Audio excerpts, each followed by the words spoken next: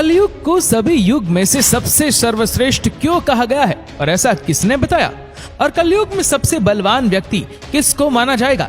लेकिन क्या आप जानते कि कलयुग में महाभारत जैसा एक और महायुद्ध भी होने वाला है? तो चलिए जानते हैं इस वीडियो में, तो वीडियो को अंत तक जरूर देखें।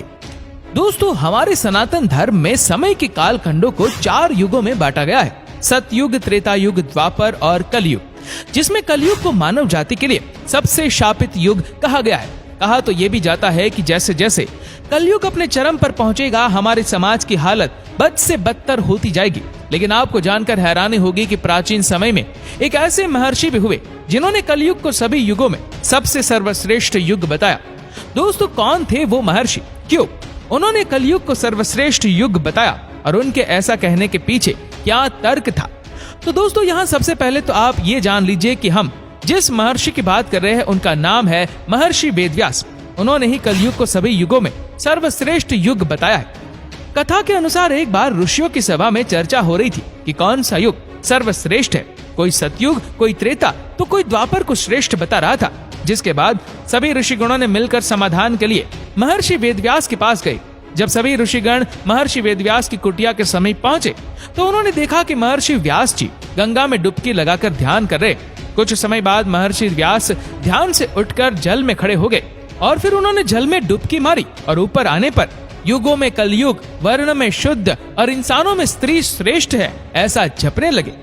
महर्षि को ऐसा करते हुए देख यहाँ ऋषिगण कुछ समझ पाते उससे पहले ही व्यास जी फिर डुबकी मारते हैं और ऊपर आकर कहने लगे, शुद्ध तुम श्रेष्ठ हो और तुम ही धन्य हो। अब सभी ऋषिगण एक दूसरे की तरफ आश्चर्य से देखने लगे और महर्षि व्यास के इस व्यवहार पर आश्चर्यचकित होकर आपस में बात करते हुए कहने लगे कि अब तक तो हम लोगों ने सुना था कि युगों में कलयुग श्रापित युग है और जातियों में ब्राह्मण ही श्रेष्ठ है, तो फिर व्यास जी ये कौन सा मंत्र जाप रहे? सर्वे ऋषि इसी पर सोच विचार कर रहे थे।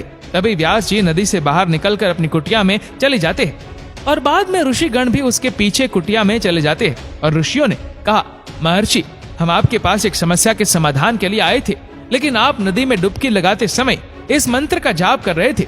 उस मंत्र ने हम सभी को आश्चर्य में डाल दिया है कि आखिर कलयुग सभी युगों में श्रेष्ठ कैसे हुआ? कृपया करके आप इसका जवाब दे। ऋषियों की बात सुनकर व्यास जी ने कहा, हे ऋषिगण, इसमें असमंजस की बात क्या है? मैंने जो भी कहा सत्य कहा। मनुष्य को जो फल सतयुग में 10 वर्ष तक कठोर जप तप करने से मिलता है, वही फल मनुष्य को त्रेता में 1 वर्ष में, द्वापर में 1 महीने और कलयुग में 1 दिन में प्राप्त हो जाएगा। इसी तरह जो फल सतयुग में त्याग, त्रेता में यज्ञ, द्वापर में देवार्चन से प्राप्त होता है, वही फल कलयुग में मनुष्य प्रभु के भक्ति और कीर्तन मात्र से प्राप्त कर लेगा। दरअसल कलयुग को ये वरदान प्राप्त है कि कलयुग में केवल श्री हरि का नाम जपने मात्र से जीव का कल्याण सुनिश्चित है। उसे मुक्ति के लिए अन्य किसी भी साधन की आवश्यकता नहीं है। इसी वजह से मैंने कलयुग को श्रेष्ठ कहा। इतना सुनने के बाद सभी ऋषिगण आगे वेदव्यास जी से कहते हैं, महर्षि, आपने नदी में दूसरी डुबकी लगाते कहा था कि कलयुग में शुद्ध श्रेष्ठ है। आखिर ये संभव कैसे है? समाज का सबसे निम्न वर्ण श्रेष्ठ कैसे हो सकता है?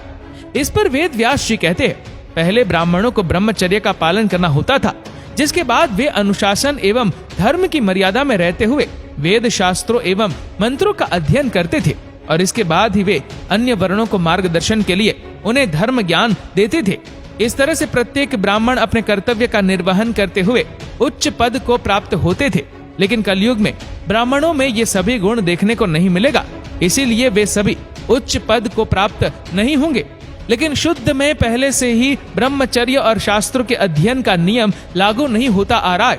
इसीलिए कलयुग में जो शुद्ध होंगे वे अपनी सेवा भाव के बल पर उच्च पद को अर्जित कर लेंगे। इसीलिए मैंने शुद्ध को कलयुग में सभी मनुष्यों में श्रेष्ठ कहा। दोस्तों, कथा के अनुसार व्यास जी यही नहीं रुके, वे आगे कहते हैं, जो पुरुष कलयुग में अपने गुण रूपी जल से अपने समस्त दोषों को धो डालेगा, वो पुरुष कलयुग में श्रेष्ठ पुरुष कहलाएगा। इसीलिए हे मुनिगण, कलयुग वासियों के लिए ये मेरी सलाह है कि अगर वे अपने जीवन को सफल और सुखी बनाना चाहते हैं तो सदा श्री कृष्ण रूपी हरि नाम का जाप करे। अगर वे ऐसा करते हैं तो कलयुग के बाद यानी अपनी मृत्यु के बाद वे वैकुंठ धाम में स्थान प्राप्त करेंगे। इन सभी बातों को कहने के बाद महर्षि व्यास जी सभी ऋषियों से कहते हैं कि हे मुनिवर, मुझे उम्मीद है कि मैंने आपकी सभी शंकाओं का समाधान कर दिया। इसीलिए अब आप बताएं कि आप सबका यहाँ कैसे आना हुआ। इस पर सभी ऋषियों ने एक स्वर में कहा, हे महर्षि, हम यहाँ आज इस शंका को लेकर आपके पास आए थे, वो आपकी कृपा से अब दूर हो गई है। ऋषियों के मुख से ये बात सुनकर व्यास जी अब मुस्कुराने लगते हैं।